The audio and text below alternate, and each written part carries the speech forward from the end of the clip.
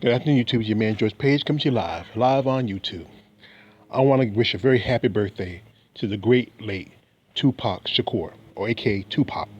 Now, many of you not who are growing up like did in the good part of the '90s, Tupac was one of our greatest artists of our era. You know, he wrote many a great rap songs. He was just not just a rapper; he was an activist and an actor. He was very talented.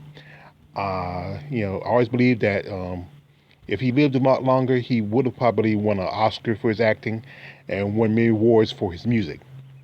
But anyway, Tupac was born June the 16th of 1971 in East Harlem, New York, to his mother, Afeni Shakur, and father, Billy Garland. Now, the story was that both Billy and Afeni were part of the Black Panthers. At one point, there was a story where one of his aunts ran to Cuba to escape prosecution from the United States. Whereas back in those days, the United States were very much against the Black Panther movement.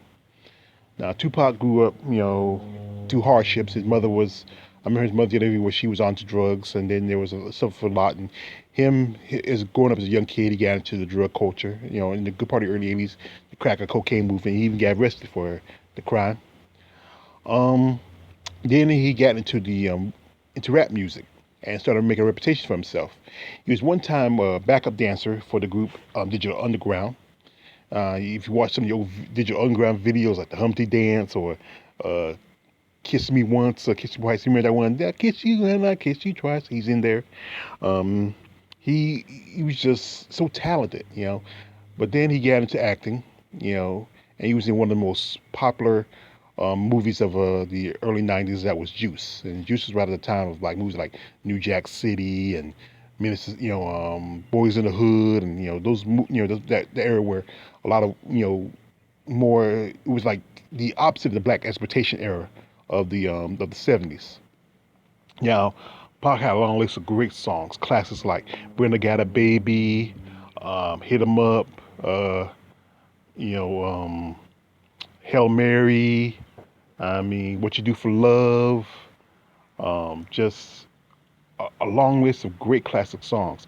And even after his death, two more albums came out. And the story was that when he was with the prison for statutory rape, when he got out and he hooked up with Suge Knight and Death Row Records, he just had so many songs he done. He just did a whole 3 or 4 albums while he was out. Just made a lot of songs. Eventually, those songs were put out after his death.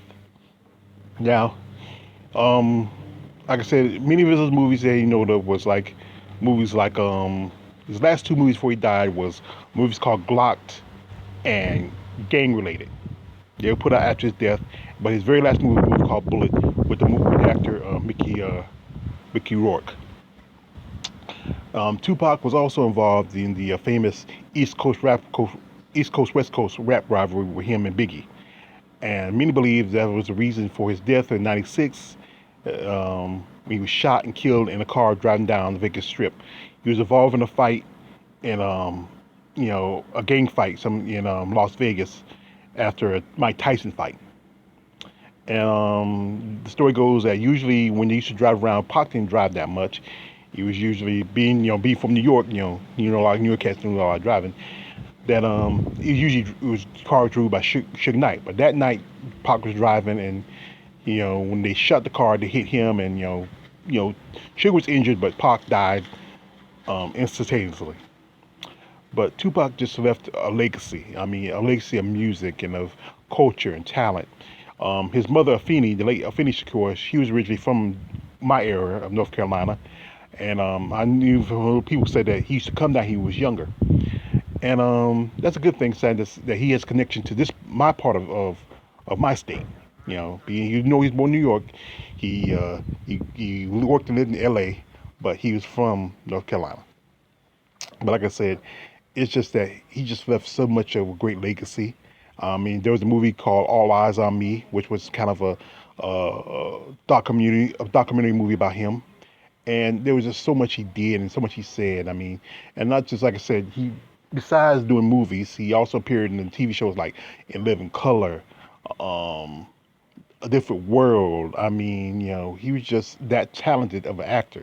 I think he probably would have been, he probably one of the first, he would have been the first rappers turned actors probably to win an Oscar. I mean, he probably would have, as you know, Will Smith and Queen Latifah have been nominated, but I think I could see possibly, Tupac winning an Oscar in his career if he still.